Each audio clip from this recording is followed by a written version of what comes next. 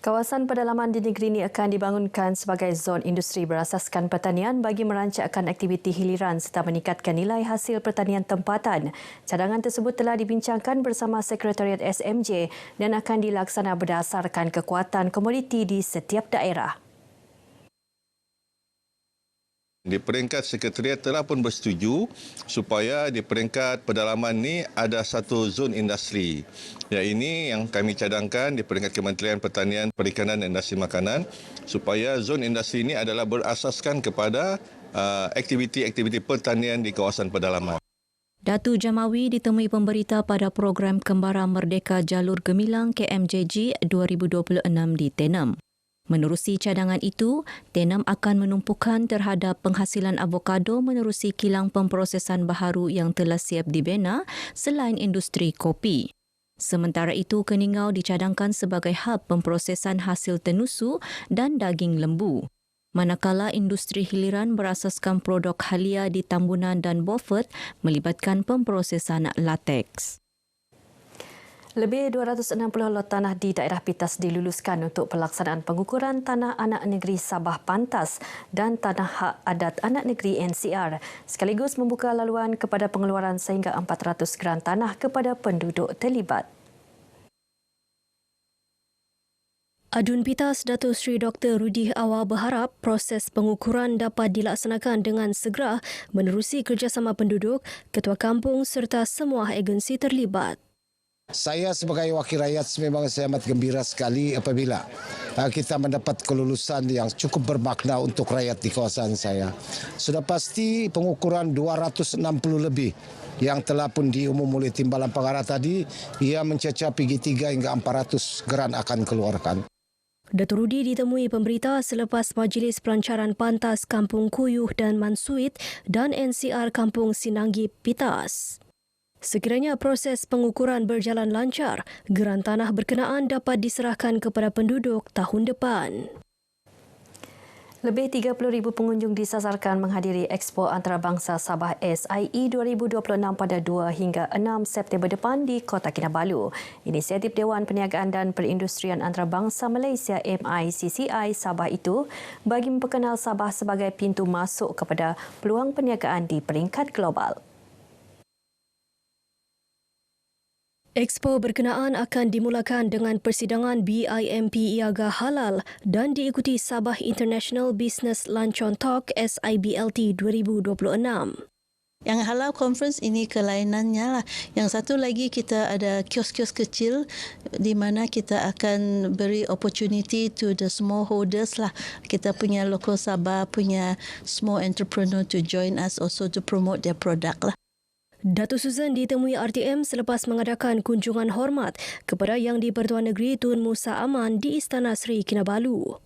Kira-kira 300 gerai berskala besar akan disediakan sepanjang expo tersebut dengan jangkaan penyertaan daripada 15 buah negara termasuk Brunei, Indonesia, Filipina, Finland, Thailand, China, Poland, Australia dan India. Sementara itu, Datuk Susan turut mengadakan kunjungan kepada Ketua Menteri Datuk Seri Panglima Haji Jinor di Menara Kinabalu. Pertemuan itu antara lain bagi memaklumkan perkembangan aktiviti tahunan MICCI di Sabah termasuk persiapan pelaksanaan SIE 2026. Datuk Suzan berkata MICCI Sabah akan terus memainkan peranan penting dalam kerjasama ekonomi serantau BIMP Iaga yang melibatkan pasaran sekitar 80 juta penduduk.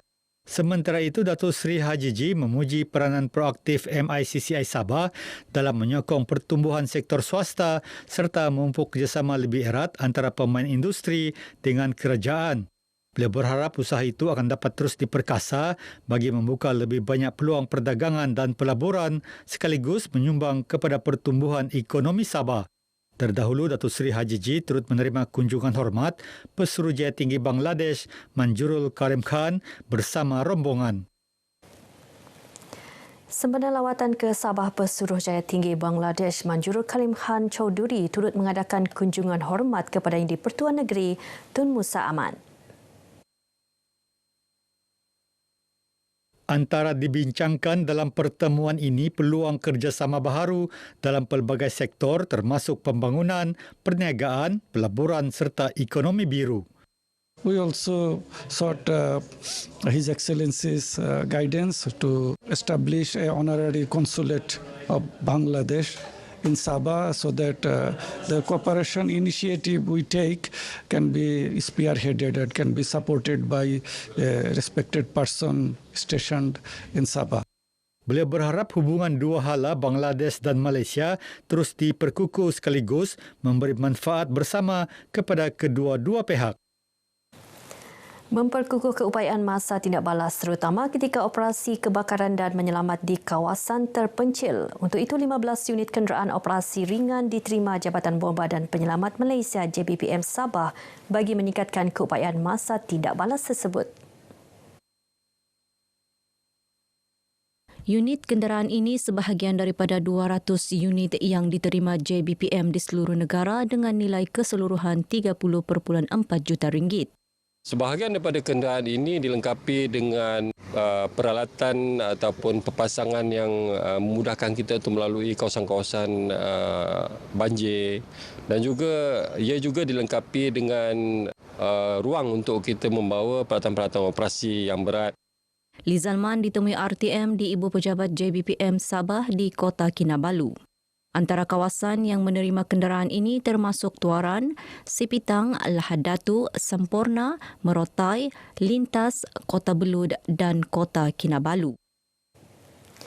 Bagi mempertingkat modal insan menerusi kerangka Pelan Hala 7 Sabah Maju Jaya 2.0, untuk itu bidang pendidikan terus diberi keutamaan.